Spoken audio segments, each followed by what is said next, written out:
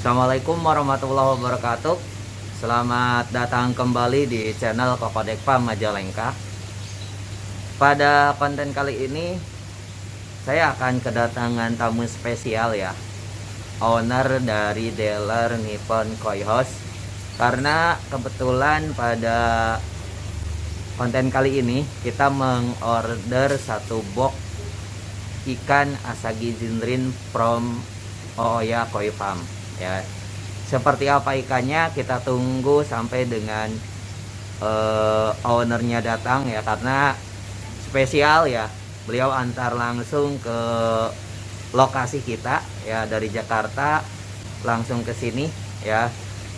Dan kita akan tanya-tanya yang kemarin teman-teman bertanya tentang bagaimana cara proses pengadaan ikan koi import. Nah, kita akan ulas langsung dengan ownernya ya. Tapi sebelum kita lanjut, bagi teman-teman yang belum subscribe, jangan lupa untuk subscribe terlebih dahulu, serta tulis pada kolom komentar kritikan masukan supaya channel kita lebih berkembang lagi. Like dan share video yang ya teman-teman. Ini kita sudah kedatangan ya Om Maha dari Nippon Koi House ya. Kita akan turunin ikannya.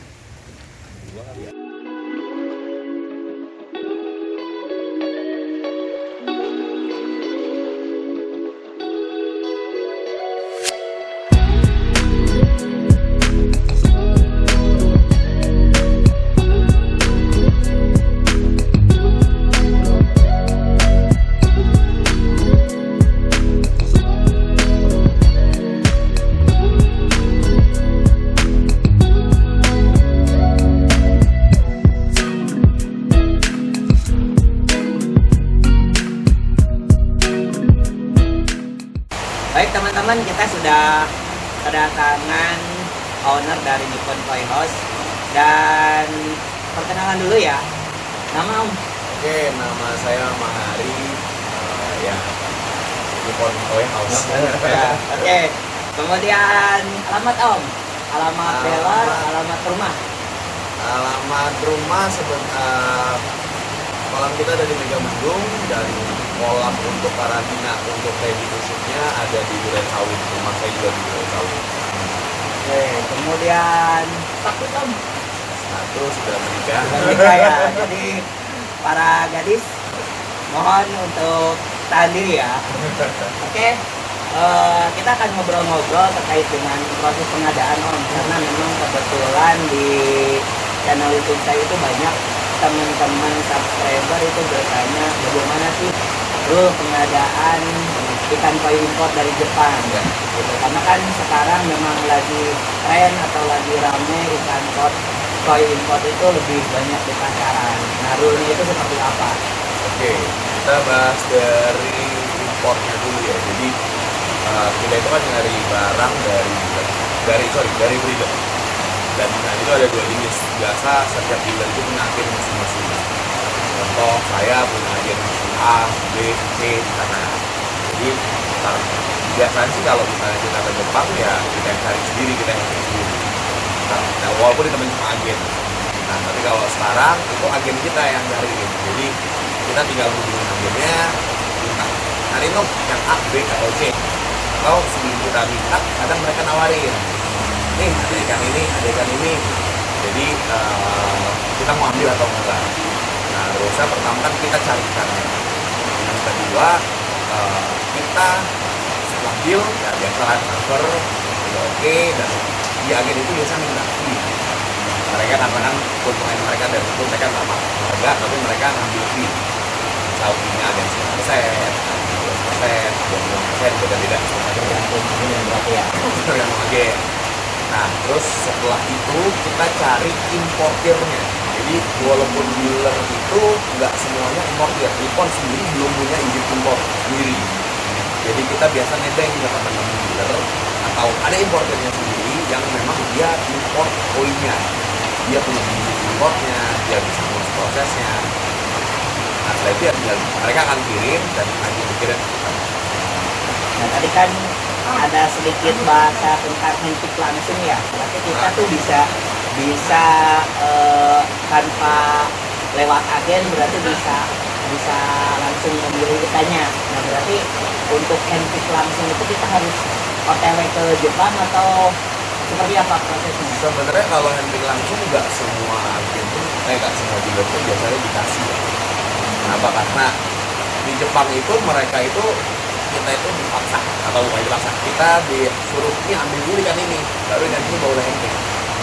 Jadi kita nggak bisa nih untuk datang, saya mau ikan yang ini 1 juta yen deh, nggak, mereka nggak akan jual. Mereka akan kasih tawaran, oh ikan ini, ya udah ambil dulu di sekolah yang ini.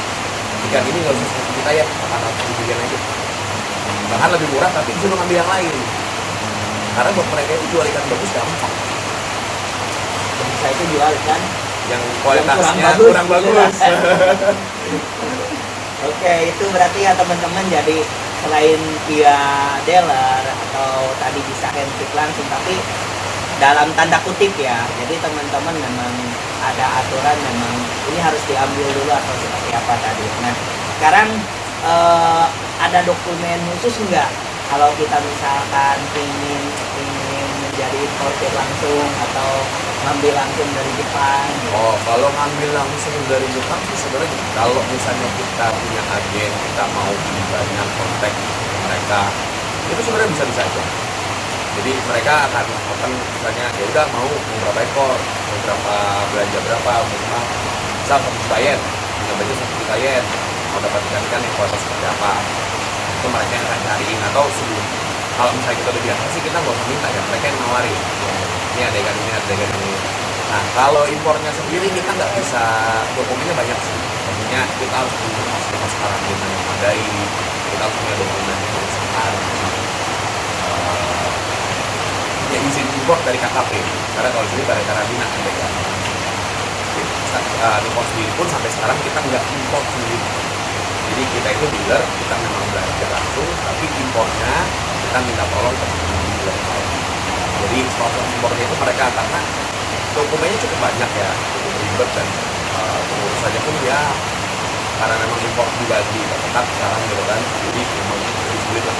Jadi kalau dealer itu sekarang banyak yang memang udah biar fokus untuk cari ikannya, jual ikannya, biar impor ya impornya importernya sendiri. Jadi untuk keinginan pun bahkan nggak ada ya, sampai saat ini sih belum ada. Jadi importer langsung. Pengen jadi importer langsung nggak ada, belum ada, karena memang prosesnya itu butuh investasi yang lumayan gede juga, karena butuh fasilitas yang sangat memadai, dan ya harus diurus izin-izin.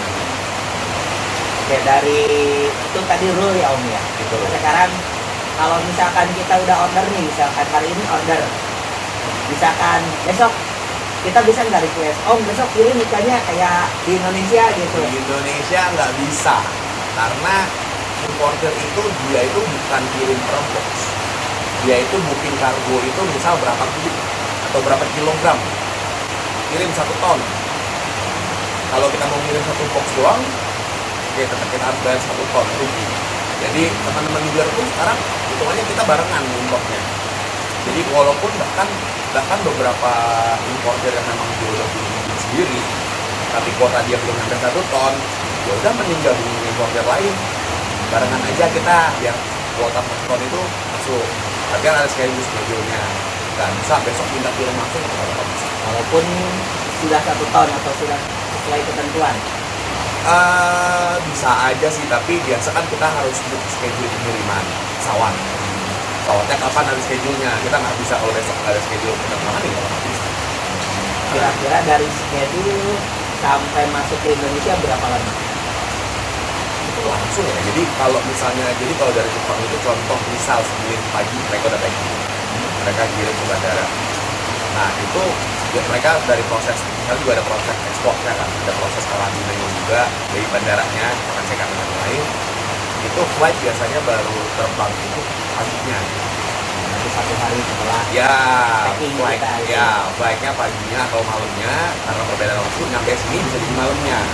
Jadi total itu bisa 24 sampai 30 jam. Jadi makanya ikan itu masuk ke kita 24 sampai 30 jam, ditambah lagi proses ya cukai, terus proses balik karantina di Indonesia. Jadi kalau misalnya oke pesawat memang sudah landing jam 8, itu nggak bisa langsung keluar, itu harus melalui pengecekan dan lain-lain, itu kurang lebih 4 jam baru bisa kita naik. Oke, setelah masuk Indonesia nih Om, dari pihak dealer sendiri itu dikarantina dulu atau bisa langsung send ke konsumen? Kalau end konsumen disarankan enggak, tapi kalau misalnya konsumennya itu adalah dealer juga, karena dia biasa dealer itu kan bagi-bagi stok bulan.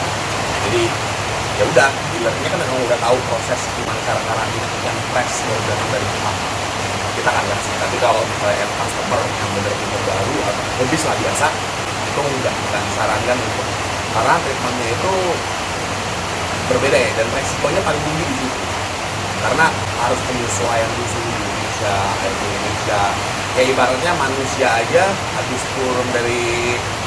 jalan-jalan dari luar negeri jet lag, jadi perlu istirahat dulu, dan treatment istirahatnya beda dengan orang yang cuma berangkat dari Jakarta ke Medan, itu nggak ada jet lagnya nggak masalah. Tapi kalau ikan kan dia itu perlu istirahat dengan treatment yang lebih, nah sebenarnya treatmentnya kurang lebih sama ya, tapi lebih intens ya, harus dijaga lebih benar.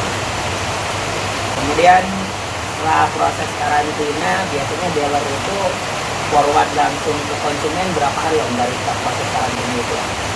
Tergantung, kalau memang kan dari proses dari awal landing itu sebenarnya 1 minggu sudah cukup, sudah bisa ya? digiring. Tapi kan nggak semua dealer kan ikan datang udah wah, jadi emang ada yang memang datang terus digiring dulu 2 yang gede, jadi baru saja. Karena kalau ikan dari Jepang itu sengaja, kita malah dealer itu lebih suka yang size kecil. Kenapa? Karena ongkirnya lebih hemat. Kalau size 30 cm, satu box saja paling 30 ekor.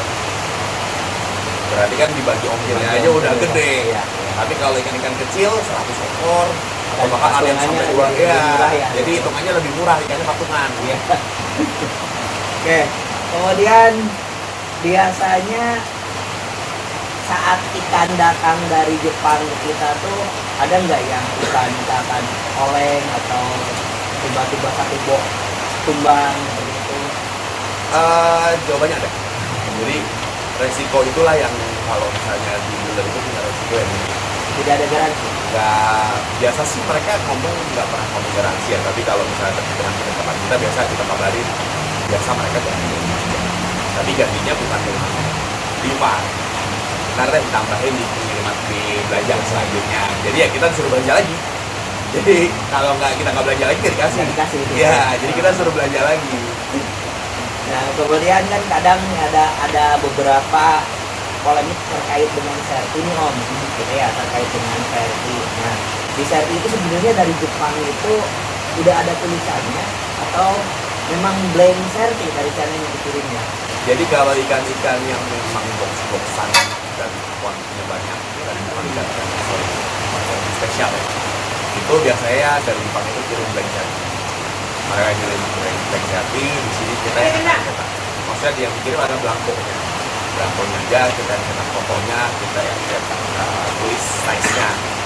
Kalau tulisan lain mereka udah tulis, tapi biasanya size-nya itu kecuali ikan-ikan yang kita dapat dari auction. Contoh kayak beberapa auction mereka itu biasa sertinya sudah beda.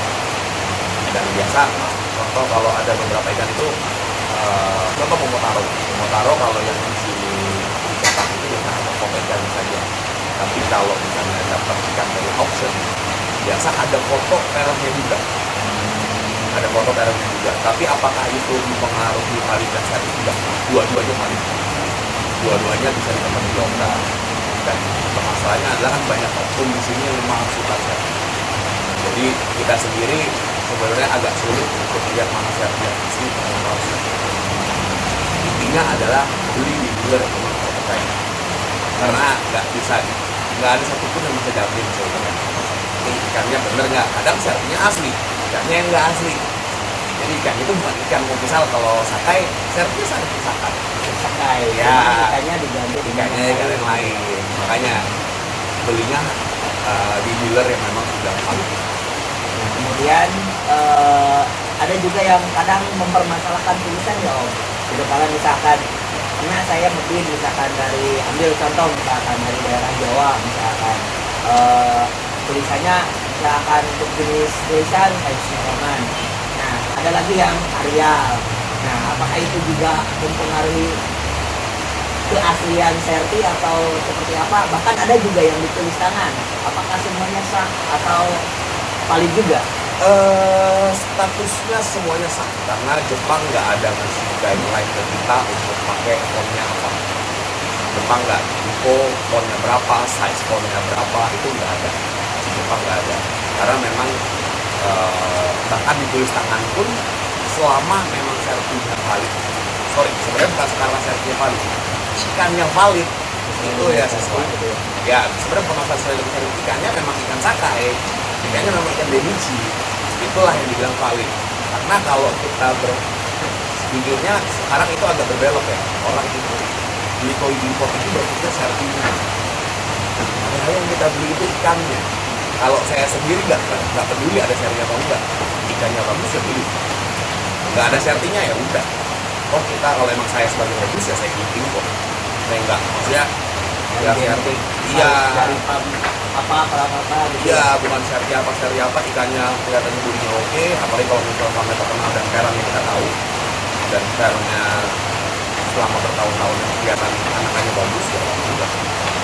Jadi tulisan font ya itu lebih ke arah estetika lah ya, kerapian, jadi ditulis. Tapi kalau fontnya apa, Jepang pun yang masih tahu. Jadi kita lah yang sudah poin isi aja. Mau ditulis tangan mau di apa, mereka nggak mengatur itu. Yang pasti Jepang hanya bilang ya kita jangan memasukkan ikannya, cuma memasukkan sertinya. Ikannya, karena ikannya memang Denichi, sertinya Denichi ya wajar. Tapi kalau sertinya Denichi asli, ikannya harus ikan lokal, itu sebenarnya penipuan. Nah, terakhir nih, kalau misalkan teman-teman pengen order nih, ya bisa apakah pengambilan satuan atau memang harus bok-bokan Om di Nippon? Oh kalau di Nippon bisa satuan ya, tapi kalau misalnya satuan itu paling kita bisa dibilang option spesial, karena kalau satuan jadi gini, ikan itu kan jujur memang kalau kita import dalam satu box kita nggak bisa jamin semuanya bagus, nggak bisa jamin semuanya jelek, akan di mix sama Jepang juga, sama lah kayak di lokal, ada bagusnya ada yang jelek dan harga pasti berbeda-beda. Tapi kalau box ya biasa kita, apalagi kalau saya emang reseller, saya biasa cuma ambil fee aja ya. Jadi kalau dari Jepang sekian ya saya ambil fee 10%, profitnya jelas memang 10% juga. Ya, itu cuma sebenarnya kita jasa bantuin doang. Hasil maksudnya total berapa maunya ya kita open. Tapi saya bilang saya ambil fee 10% aja. Kalau box-boxan. Kalau box-boxan, tapi kalau satuan tergantung dari mana ikan yang dipilih. Dan kadang kalau saya kurang mau ya, maksudnya ketika memang ikan itu baru datang langsung minta 1, 2 ekor, 3 ekor, sulit juga ya, karena harganya berapa bingung juga. Ini saya ngasal, saya mau asal pilih atau gimana? Kalau saya asal pilih, jiwa saya pasti milihin yang jelek, yang bagus. Sebagai seller ya. Iya, pasti saya pilih yang jelek, kecuali memang dia bilang, Om, saya punya budget tinggi, tapi saya mau yang bagus, itu baru beda. Kita akan kirimin foto ikannya dulu, budgetnya memang budget tinggi, kita berani. Tapi kalau misalnya budgetnya aja dekat modal kita, ya secara manusiawi saya pilih yang jelek, secara manusiawi. Tapi kalau budgetnya, Om, saya mau yang bagus, berapa? Baru saya akan pilih yang bagus, biasa dikirim videonya, mau yang mana, silahkan, rekor sekian. Bebas pilih. Jadi akan di-grading dulu lah. Yang grade A ini sekian, yang grade B sekian, grade C sekian. Tapi berarti sebetulnya kalau untuk penjualan sendiri nih di Nippon, penjualannya by WA atau by Telegram atau by Instagram atau Facebook? Kalau sekarang sih Nippon lebih ke arah Telegram. Udah mayoritas masih Telegram, walaupun ada beberapa orang yang japri, beberapa yang datang langsung. Tapi kalau ngomong mayoritas secara kuantiti kan, itu masih Telegram. Karena kita lelangnya Telegram kan banyak ya, banyak. dan kalau orang datang langsung ya dia beli 1 ekor 2 ekor, tapi memang yang kualitasnya biasanya bagus, Yang handpick langsung berarti ya. handpick langsung, dan harga handpick pasti lebih mahal dibanding harga kita obek, karena kan dia udah benar-benar beli langsung tanpa ada saingan. Karena bisa jadi ketika itu lelang oke aja, kadang orang handpick kita kasih harga 1 juta, ternyata pas lelang bisa jadi 1,5 juta, tapi Kan bisa lebih rendah gitu ya. bahkan tapi bisa lebih rendah juga. Jadi kita bilang 1 juta, ternyata pada saat kita lelang dapat 700.000. Jadi tergantung oke-okean juga sih selera. Kalau orang yang mau pasti kan ada orang yang nggak mau ikut lelang, nungguin terakhir kejar-kejaran. Nah, saya mau ikan ini, ya gitu aja. Ya oke, itu sambil kita nunggu yang ikan yang asagi tadi kita baru datang ya, nanti akan kita unboxing dan nanti kita akan meminta Om Maha untuk melakukan handpick ya. Jadi asagi yang bagus itu seperti apa sih, dan ada berapa ekor dari satu box yang memang ikannya itu memang benar-benar bagus ya. Dan bagi teman-teman yang ingin join di auctionnya Nippon Toy House, nanti akan saya tulis di description ya, atau nomor kontaknya juga akan saya tulis di description, dan silakan teman-teman yang mau order untuk menghubungi langsung atau join langsung di auction. Jadi kita langsung buka ikan yang sudah kita apungkan, dan kita lihat kualitas ikan asagi yang kita beli 1 box itu yang handpick bagus, nanti kita akan tampilkan. Ya Om, kita langsung buka ya. Siap.